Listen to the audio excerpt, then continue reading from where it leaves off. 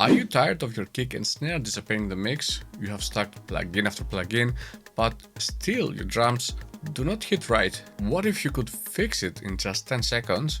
Today I will show you 5 underrated wave plugins that pros use but never talk about. The first plugin is the Doubler. On paper it is a stereo widener, but it does more than just that. Let's say, for example, you got a problem. You got a great snare or clap sample, but it sounds a little bit too dry or a little bit too mono. You want this wide pro mix field, right? The solution is to go and use the Doubler because it thickens and spreads the sound using multiple voices, slight detuning and delays. But unlike a chorus or stereo delay, it doesn't create that weird phasing or wash feel. How you can go and use it? Just go and drop it on a snare on clap and slide the tune like this one here. For example, right now we have this one on 12. You can go and push it up a little bit. I'll go and play it a little bit dry so that you can hear how it sounds.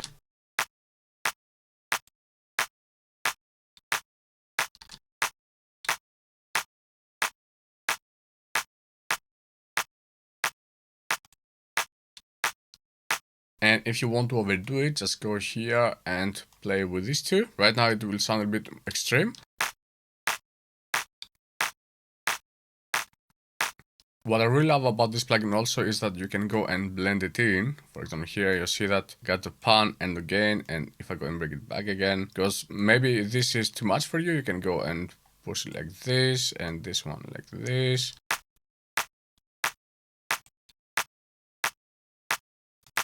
This is just a small detail. Let's go and do it again like it was earlier, in case you want this kind of effect. And you can just go and take out just a little bit.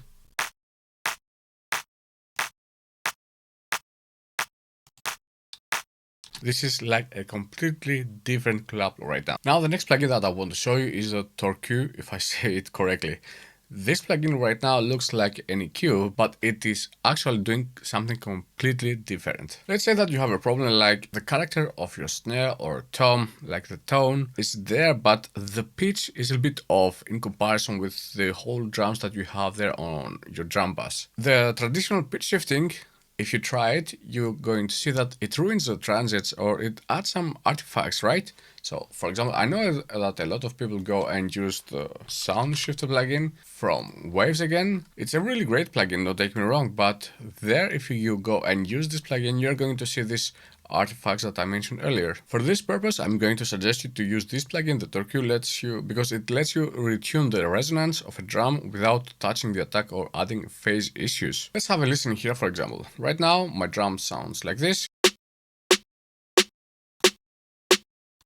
And I want to change the tone a little bit. So I can go here on the Torque and say, let's, for example, 100 cents, it's going to be one semitone. And let's say that I want to change it like here, like 400 cents, which is going to be like 4 semitones.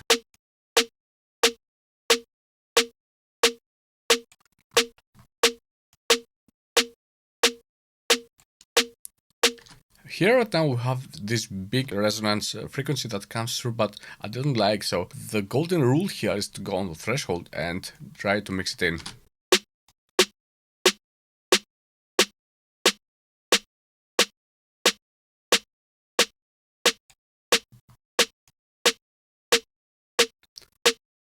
For example, here on 30 decibels on the threshold, I can hear this resonant coming a little bit more too much, so I would go and drive it back.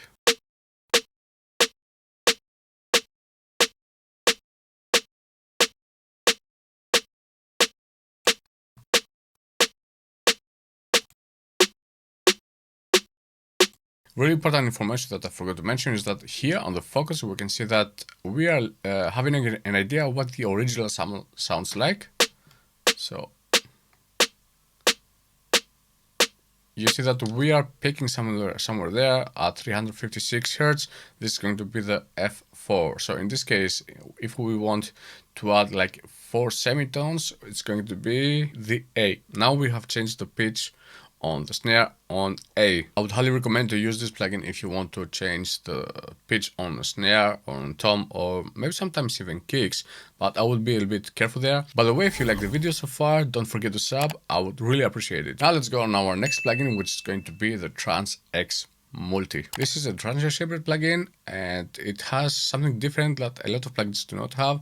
It offers multi-band transient shaping. For example, you want a bit more punch on your kick, but if you are going to use the EQ, it adds some harshness, right? With this plugin, it lets you target specific frequency zones and either boost or reduce after what you really like. You are only going to focus on their attack. And let's say, for example, that you like here this frequency range, like where the click happens from the kick, and you want to give a bit more presence on the kick. So let's go, you can go here on the mid and the high and say, okay, I want to focus on the transit between 700 Hz and 6K, and let's go and boost a little bit.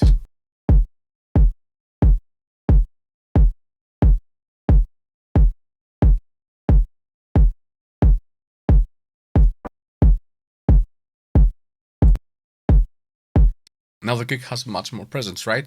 And if you want, you can go and boost. Let's say, for example, you want a bit more power here on the lows.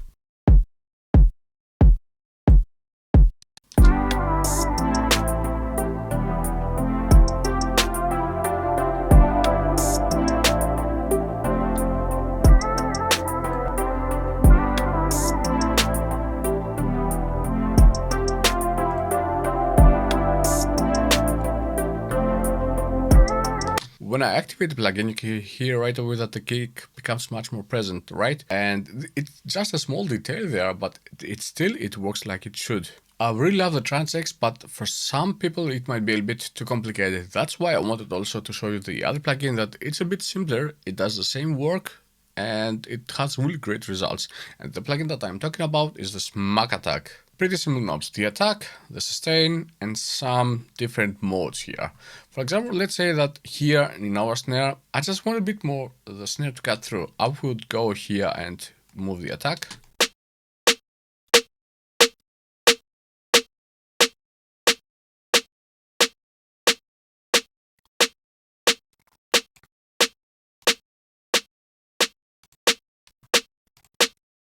And really important, because we have pushed a bit here, the attack on the transient, you should go here on the output and take down a bit.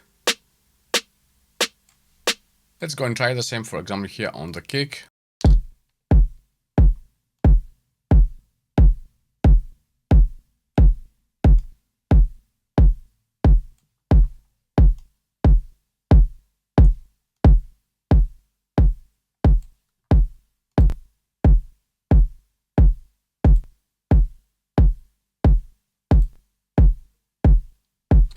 With just 2 clicks, you can see right away that we have such a big different kick, and like it sounds so much more present right now. It took me not more than 10 seconds to completely change the shape of the kick, and I find it is more surgical than using a compressor or some other transient shapers without the visuals, because it really helps, seriously. The next plugin that I want to show you, it brings out detail without compression artifacts. I don't know why most people overlook it, maybe because it looks like pretty simple. It has only like 3 faders, but it can really rescue weak drums. Yeah, I know it might seem a bit outdated right now, but let me tell you what it does. Let's say that we have here a problem, and if you listen carefully on the track,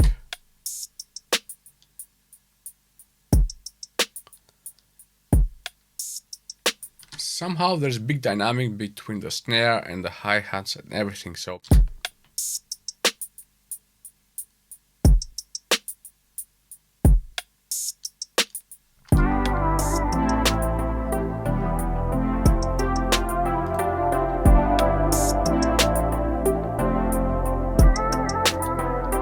now the drums sound much more good, right? And do you know why this happens? Because the MV2 uses this upward and downward compression. You can see here that the low level and the high level, you can translate them like upward is the low level. It pushes everything that are low in the volume up, and the high level, it works like a compression. It compresses the high volumes that you have here on the drum. So right now, for example, I am compressing, let's say, like 3, something there, and I am boosting a bit more.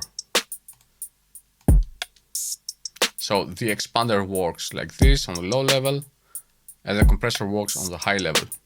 This is a good technique if you want to control the loud ones and you want to bring the quiet parts a little bit like in front without sounding a little bit squashed. And the final plugin that I want to show you, a bonus plugin that a lot of people forget about it, is the C1 gate. For me, it works like the best gator. I have used also from FabFilter and other big companies, but somehow the C1 gate works the best for me in my needs. Let's say, for example, here on these drums,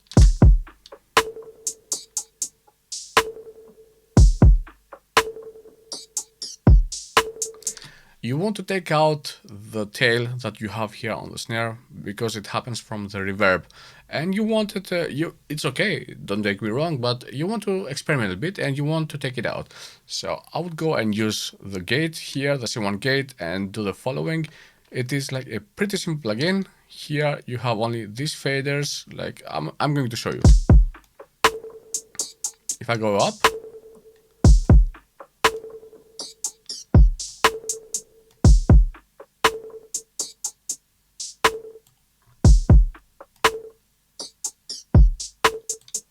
you can hear slowly that the tail of the reverb from the snare, it becomes more in the background and somehow it disappears also.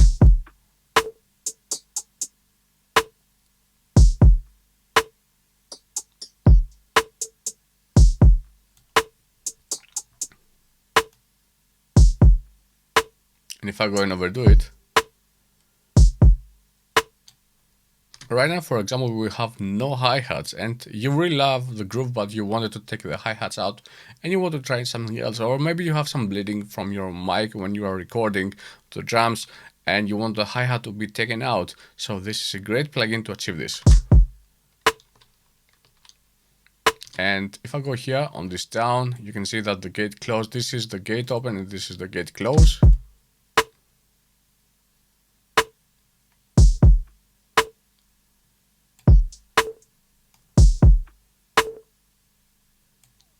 And now they are linked.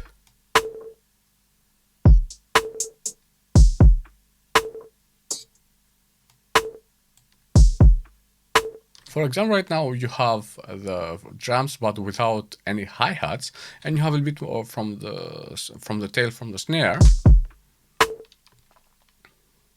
But if I go the attack here and the release, it changes completely the drums. And let's say, for example, right now my goal is to take out everything from the tail, from the snare, and to have also the hi-hats inside.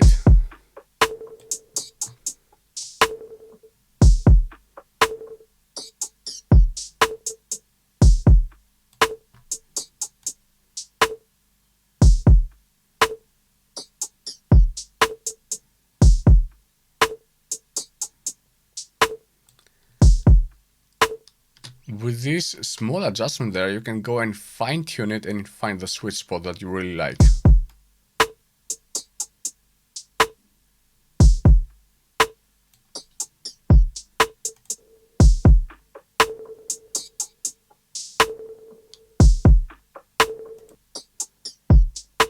So, if your drums aren't hitting hard enough, it's not always your mix or the samples that you are using. If you want to take your drums even further and give them that rich analog vibe, don't miss my previous video, this one here. That's where I break down exactly how to use the decapitator to add warmth, grit, character to your drums. Click on it right here and I will show you how to use it the right way. See you there.